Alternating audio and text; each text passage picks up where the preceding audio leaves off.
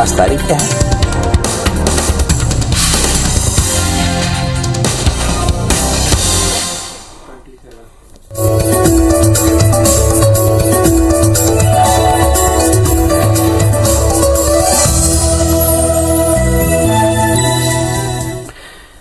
नमस्कार, मैं पिस्ती पाठी और आप देख रहे हैं हमारा विशेष कार्यक्रम सितारे। हमारे आप सभी दर्शकों का इस कार्यक्रम में स्वागत।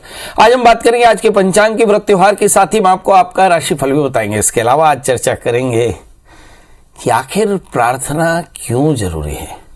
साथ ही आपके फोन कॉल्स भी होंगे, सीधे फोन करके अपने प्रश्न पूछ सकते हैं। हमारा फोन नंबर है 07714008777।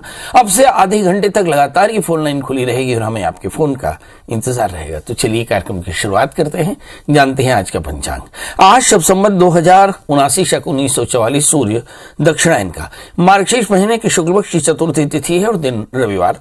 चतुर्थी दोपहर को 4:25 तक, पूर्वाखाड़ा नक्षत्र दिन को 12:38 तक। आज चंद्रमा धनु राशि में होंगे। आज का राहु काल 3:58 से 5:20 तक होगा। तो दोस्तों ये तो था पंचांग। और एक सूचना, अगर आपके मन में सवाल हो और आप सीधे हमसे न जुड़ पा रहे हो तो हमारा मोबाइल नंबर नोट करें 9893363928 और दूसरा मोबाइल नंबर है 9753039055। ये दोनों मोबाइल नंबर है जिसपे आप व्हाट्सएप पे जुड़ करके और आप अपनी डेट ऑफ बर्थ, टाइम और प्लेस और साथ में अपना प्रश्न डाल दें।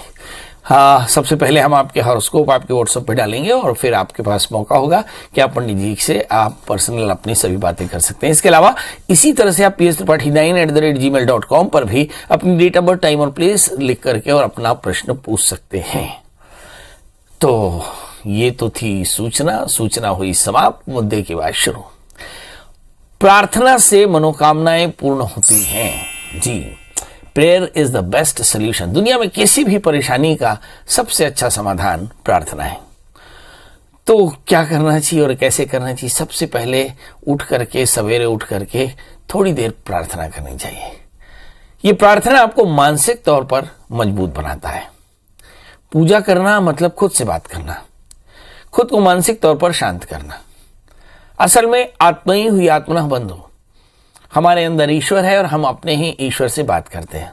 तो रोज सवेरे कम से कम 10 मिनट पूजा से आपका दिमाग शांत रहता है। इससे आपकी एकाग्रता बढ़ती है। जो बच्चे सवेरे उठ करके 10 मिनट प्रार्थना करते हैं वो दूसरे बच्चों की तुलना में ज्यादा तेज होते हैं। प्रार्थना मन के साथ साथ शरीर को भी स्वस्थ रखती है। नियमित रूप से पूजा और प्रार्थना करने में आपकी सकारात्मक ऊर्जा का विकास होता है और नियमित सच्चे मन से प्रार्थना करने से आपका ब्लड प्रेशर भी नियंत्रित रहता है। कभी कभी लगता है कि ये जो ईश्वर से प्रार्थना है ये तो खूब हो रही, लेकिन लगता है कि भगवान आपकी प्रार्थना नहीं सुन रहा है। अगर ऐसा है तो फिर हम आपको बताते हैं कि आपकी प्रार्थनाएं नाकाम क्यों हो जाती हैं। सबसे पहले तो ये समझ लीजिए कि किसी भी तरह के व्यवसाय और लेन देन की प्रार्थना भी असफल होती है। इन्हें भगवान के साथ कोई बड़ा ट्रांजैक्शन नहीं करें।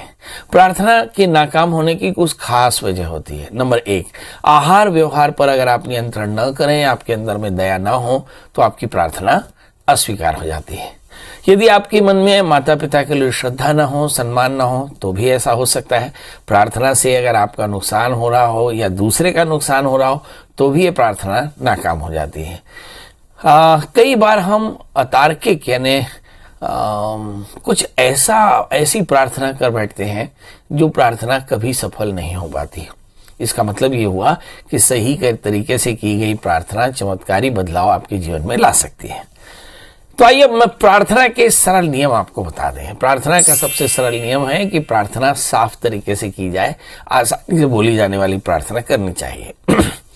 प्रार्थना शांत वातावरण में करनी चाहिए। कहते हैं अफर्मेशन इन प्रार्थना प्रेयर का सबसे अच्छा समय होता है निशा काल, यानी रात्रि में जब आपको नींद आ रही हो उस समय प्रार्थना करनी चाहिए।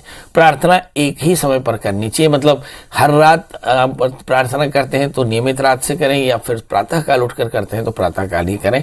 एक ही समय में करना चाहिए। दूसरे के उद्देश्य से अतार्किक प्रार्थना नहीं करनी चाहिए, दूसरे की हानि के उद्देश्य से अतार्किक प्रार्थना करें और सबसे पहले अपने बारे में सोचिए और फिर अपने लक्ष्य के बारे में सोचिए और फिर प्रार्थना करें। इससे आपके इष्ट को ये प्रार्थना स्वीकार होती है और इसके लिए कुछ नियमों के साथ प्रार्थना करनी चाहिए। इन नियमों के बारे में भी आपको जान लेना चाहिए।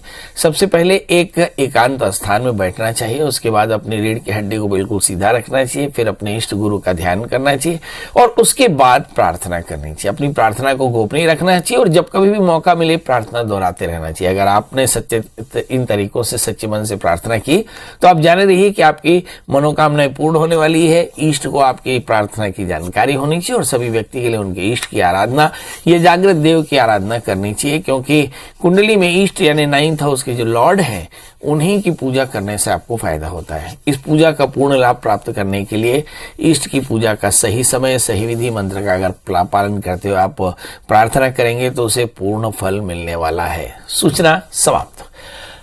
आपने सीख लिया कि सभी समस्याओं का निदान प्रार्थना है। प्रार्थना अपने आप से बात करना है, पूजा अपने आप की पूजा करनी है। मतलब हम देखें कि हम अपनी पूजा करते हैं। हमारा लक्ष्य अपने अंदर का ईश्वर होता है। जब कभी भी हम प्रार्थना करते हैं तो हम ये मान लेते हैं कि हमारे अंदर ईश्वर है और हम जो प्रार्थना कर रहे हैं, जो विचार कर रहे हैं, वो ईश्वर हमारी मनोकामना पूर्ण करेगा। चलिए अब अगले मुद्दे की बात पर आए। हमारे साथ कॉलर्स जो हैं वो जुड़ना शुरू हो चुके हैं। पहले कॉलर है निर्मल जी। निर्मल जी, आपका बहुत बहुत स्वागत है। बताइए क्या जानना चाहते हैं। पंडित जी प्रणाम। एकदम प्रणाम निर्मल जी। पंडित जी, मेरा जन्म 5 अप्रैल 1980 का है। समय रात्रि 8 बजे। जन्म स्थान रायपुर। सगा क्या पूछना है जी? मैं यही जानना चाहता हूँ कि अभी कुछ समय मेरा ठीक नहीं चल रहा है और मैं गवर्नमेंट जॉब में हूँ, तो मेरी पदोन्नति कब तक होगी? कौन सी जॉब में हो गवर्नमेंट के? मैं क्लर्क हूँ सर। कहाँ? Narayanpur collector office. Narayanpur collector office में क्लर्क हूँ भैया, मेरा प्रमोशन करवा दो। बहुत बढ़िया। आइए देखते हैं। आज प्रार्थना करिएगा रात को 12 बजे एक बढ़िया सा घी का दिया, मतलब आटे का दिया बनाइएगा, उसमें घी डालिएगा, बाती अपने हाथ से बनाइएगा। रात में स्नान करके, अच्छे से गर्म पानी में स्नान करके रात 12 बजे हाथ में दिया रखिएगा और भगवान का ध्यान करिएगा और भगवान को बोलिएगा, भगवान जी मेरा प्रमोशन कराओ। आप देखिए आपका प्रमोशन होता है कि नहीं। और ऐसा आप लगातार 7 दिन तक करिएगा। देखिए आपका प्रमोशन जरूर होगा, क्योंकि सूर्य की महादशा में सूर्य का अंतर प्रारंभ हो चुका है। मतलब 20 साल से शुक्र का अंतर चल रहा था, जिसने आपको काफी ज्यादा तनाव में रखा था। मैडम ने आपको बता दें कि एकादशेष की दशा शुरू हो चुकी है, मतलब प्रमोशन पक्के तौर पर होगा। मगर कुछ बातें आपको जान लेनी चाहिए। आपका जन्म लग्न तुला है, आपकी जो राशि वृश्चिक, 11वें स्थान में मंगल, गुरु, शनि, राहु है। ये 4 ग्रह ऐसे बैठे हैं जिसके चलते आपके जीवन में काफी संघर्ष है। क्या करना चाहिए? आपको अज्ञात पितरों का श्राद्ध कराना चाहिए, भगवान शिव का पूजन, एक 4 कैरेट का पन्ना, 4 कैरेट का उपल धारण करना चाहिए और चीनी घी का दान करना चाहिए, फायदा होगा। वासुदेव जी, आपका बहुत बहुत स्वागत है। बताइए क्या जानना चाहते हैं। नमस्कार सर। एकदम नमस्कार सर, मैं अपनी बच्ची के बारे में जानना चाहता था और उसकी राशि नाम क्या रखें। डेट ऑफ बर्थ बताओ ना। 13/11/2022। 13/11/2022। जी सर। बहुत बढ़िया। तो कुछ ही दिन पहले। जी सर। अभी लड़की 14 दिन को हुई। बताओ फटाफट समय। 6:34 रायपुर। सुबेरे शाम या सुबह सर। अच्छा चलिए, आइए नाम गांव सब कुछ बताते हैं। ये देखिए, इस बच्ची का जो जन्म है वो आर्द्रा नक्षत्र के 4थे चरण का जन्म है। 6 अक्षर से नाम आएगा। इसका नाम 6 से रख सकते हैं। बहुत अच्छा नाम आपको मिल जाएगा। आर्द्रा नक्षत्र का 4th चरण है, मतलब राशि इसकी मिथुन है और राशि का स्वामी बुध है। हम देखें कि बुध इस बच्ची के जन्म कुंडली में 12वें स्थान में सूर्य, बुध, केतु बैठे हैं। अब आप सोचते होंगे 12वें स्थान में सूर्य बुध केतु इस बच्ची को महान बनाएंगे। लग्न में शुक्र है, थोड़े से चिड़चिड़ापन हो सकता है। इसके तीसरे स्थान में शनि, बेटी बेहद बेहद स्वाभिमानी होगी। 5वें स्थान में बृहस्पति बेहद इंटेलिजेंट होगी। 8वें स्थान में मंगल चंद्रमा, ये विपरीत परिस्थितियों में बहुत अच्छा परफॉर्म करेगी। बस थोड़े से हार्मोन्स की प्रॉब्लम हो सकती है। जब ये बच्ची 5 साल की हो जाए तो किसी अच्छे डॉक्टर से सलाह लेते रहना। 13 वर्ष के पहले इसकी हाइट का ध्यान रखना, वजन का ध्यान रखना। इसके अलावा बाकी सब कुछ है। क्या बढ़िया कर सकते हैं आप इस बच्ची के लिए? एक 4 कैरेट का अच्छा सा मोती इस बच्चे को सोने में बना करके गले में धारण कराने पे फायदा होगा। प्रद्युम्न जी, आपका बहुत बहुत स्वागत है। बताइए क्या जानना चाहते हैं? पंडित जी प्रणाम। एकदम प्रणाम, बताइए। सर मैं अपने बच्चे के बारे में पूछना चाह रहा था। मैं बच्ची डेट ऑफ बर्थ बताएं। 17/5/98। जन्म समय है 8:05 शाम। जन्म स्थान खरसिया। बताइए क्या जानना चाहते हैं? सर वो अभी बीएड कर रही है और उसका जैसे नौकरी का योग और शादी के बारे में जानना था सर। हाँ, नौकरी का योग और शादी के बारे में जानना था। चलिए ये देखते हैं। इस बच्ची का जन्म लग्न वृश्चिक है, राशि इसकी मकर है, तृतीय शनि 6ठे स्थान में है। थोड़ी सी आत्मविश्वास की कमी है, असुरक्षा है और थोड़े से गले की तकलीफ हो सकती है। इस बच्ची को क्या करना चाहिए? इस बच्ची के लिए चाहिए कि सोमवार का व्रत करे, भगवान शिव का पूजन करे, 8 कैरेट का टैलिंग लूंगा, 4 कैरेट का पुखराज पहन ले तो क्या होगा? तो होगा ये कि इस बच्ची का करियर अच्छा होगा, इसका मनोबल अच्छा हो जाएगा और ये बहुत जल्दी किसी अच्छी शासकीय नौकरी में आ जाएगी। मैं आपको बता दूं कि आपकी बिटिया अधिकतम 1 वर्ष के भीतर शासकीय नौकरी में आ जाएगी। दूसरा प्रश्न, बच्ची की शादी कब होगी? तो हम बता दें कि इस समय शादी के योग भी चल रहे हैं, मतलब आने वाले 1.5 वर्षों के भीतर में शादी और नौकरी दोनों ही हासिल हो जाएगी। इस बच्ची को करना क्या है? 8 कैरेट का टैलेंट मूंगा, 4 कैरेट का पुखराज पहना दे और बच्ची से कहें सोमवार का व्रत किया करे, भगवान शिव का पूजन और ओम नमः शिवाय इस मंत्र जप करें, गुड़ चीनी का दान किया करे तो फायदा होगा। हमारे मित्र अभी कह रहे थे कि प्रार्थना में बड़ी ताकत है, बहुत ताकत है। सभी प्रकार की मनोकामनाएं प्रार्थना से पूरी की जा सकती हैं, पर एक प्रश्न आता है कि क्या प्रार्थना संस्कृत में ही होनी चाहिए? ना, प्रार्थना संस्कृत में भी हो सकती है, हिंदी में भी हो सकती है, उर्दू में भी हो सकती है, फारसी में भी हो सकती है और आपके ठेठ देसी भाषा में भी हो सकती है। असल में प्रार्थना का मतलब है कि आपके अंदर में जो आदर है, जो आपके अंदर में समर्पण है, वो ईश्वर तक पहुंचना चाहिए। ईश्वर तक किसी भी भाषा में आपने अपनी प्रार्थना पहुंचा दी, ईश्वर आपको पक्के तौर पर आपकी मनोकामना पूर्ण करेगा। पर याद रखिए, प्रार्थना करिए जरूर। प्रार्थना करने से आपके अंदर में विनम्रता आती है, प्रार्थना करने से आप सबल होते हैं, प्रार्थना करने से जो अकेलापन दूर होता है और प्रार्थना करने से आप बहुत मजबूत होते हैं। तो चलिए, प्रार्थना का मतलब आपके समझ में आया, प्रार्थना का तरीका आपके समझ में आया। अब हमारे साथ कॉलर जुड़ रहे हैं दीपक जी से जानने लेते हैं कि दीपक जी की परेशानी क्या है। बताइए Deepak ji, date of birth, time और प्लेस। प्रणाम पंडित जी। एकदम प्रणाम, बताएं। पंडित जी मेरा डेट ऑफ बर्थ है 19/11/86। 19/11/86। 86। हाँ 86। समय वही 4:00 का। 4 बजे सवेरे? हाँ सवेरे। जन्म स्थान? मेरा गांव छीता पार कला, कहाँ? कवर्धा जिला। कवर्धा।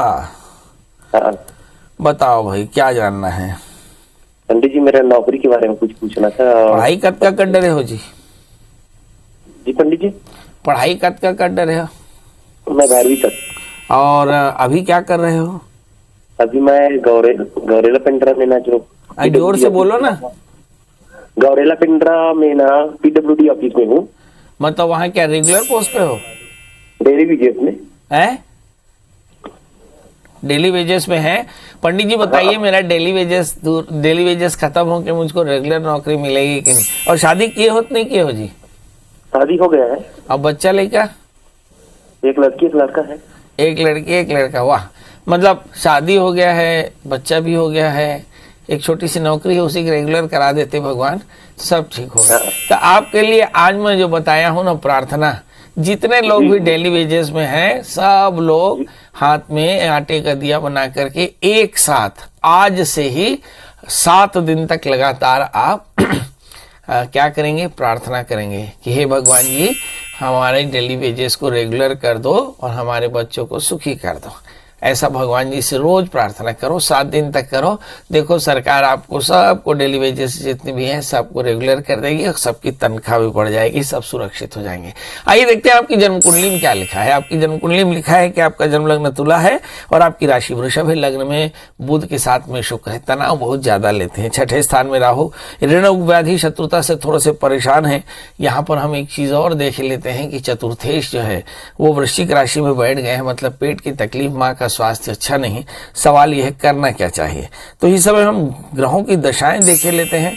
अगर ग्रहों की दशाएं अनुकूल हो तो ठीक, नहीं तो फिर कुछ पूजा पाठ करना पड़ेगा। गुरु में राहु की अंतर दशाएं चल रही हैं और 7 अक्टूबर 2024 तक चलेंगे। इसके बाद शनि की अंतर्दशा, शनि की महादशा होगी। इसका मतलब ये हुआ कि गुरु में राहु 6ठे स्थान में है। तो राहु ददाति रोगम, रोग बढ़ रहे हैं परिवार में, तो क्या करना चाहिए, भगवान शिव का पूजन करना चाहिए, भगवान शिव के मंदिर का दर्शन करना चाहिए, मंदिर जाना चाहिए, भगवान शिव का दर्शन करना चाहिए और धतूरे का फूल भगवान में चढ़ाइए और ओम नमः शिवाय इस मंत्र का जप करिए। हो सके तो एक 4 कलर का पन्ना ऊपर धारण करिए, कल्याण होगा। सुभाष जी आपका बहुत बहुत स्वागत। बताइए क्या जानना चाहते हैं। सर मैं बेटी के बारे में 2 क्वेश्चन जानना चाहता हूँ। सर आप 4 पूछिए, मगर बेटी की डेट ऑफ बर्थ बताइए। बेटी की डेट ऑफ बर्थ है 29 अगस्त 1992, रात्रि 11:35। जन्म स्थान पृथ्वीपुर, जिला टीकमगढ़, मध्य प्रदेश। क्या बात है, बताइए क्या जानना चाहते हैं। सर मेरी बेटी काफी समय से जो है यूपीएससी का कंपटीशन की तैयारी कर रही है। अभी तक सफलता नहीं मिली है। दिल्ली में पढ़ाई कर रही है यूपीएससी का कंपटीशन। और शादी के लिए भी हम परेशान हुए, कहीं शादी भी सेटल नहीं हो पा रही है। जी मेरे 2 प्रश्न हैं। चलिए, सबसे पहला प्रश्न कि बेटी तैयारी कर रही है, क्या बेटी का सिलेक्शन हो पाएगा? मेरा जवाब है नहीं, क्योंकि बेटी का पेशेंस खत्म।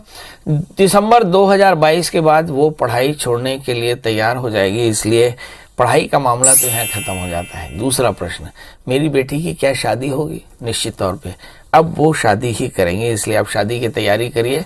17 अप्रैल 2023 से पहले आपकी बिटिया की शादी तय हो जाएगी। क्या कुछ करना पड़ेगा? हाँ, लग्न में मंगल है। बेटी के लिए एक छोटा सा कुंभ विवाह करा दीजिए और बेटी को एक 6-7 कैरेट का जामुनिया और 4-5 कैरेट का बढ़िया सा ओपल पहना दीजिए और फिर मुझे अप्रैल 30 को फोन करिए। ये बताइए कि पंडित जी मेरी बिटिया की शादी नहीं हुई, ये बताइएगा। और शादी अगर हो जाए तो वो भी बताइएगा, बहुत अच्छा लगेगा आपके साथ आपकी खुशियों को सेलिब्रेट करने का। तो ये तो थे सुहास जी। आपके मन में भी बहुत सारे सवाल होंगे। अब आपको करना है, गूगल में सर्च करिए प्रिया शरण त्रिपाठी, पंडित जी का मोबाइल नंबर हासिल करिए, उस पर मैसेज करिए, फिर अपने हॉरोस्कोप पाइए और फिर पंडित जी से बात करिए। मगर ये सब कुछ 11 बजे से रात 8 बजे तक। कल हम फिर हाजिर होंगे किसी नए विषय के साथ। तब तक मुझे दी इजाजत। नमस्कार।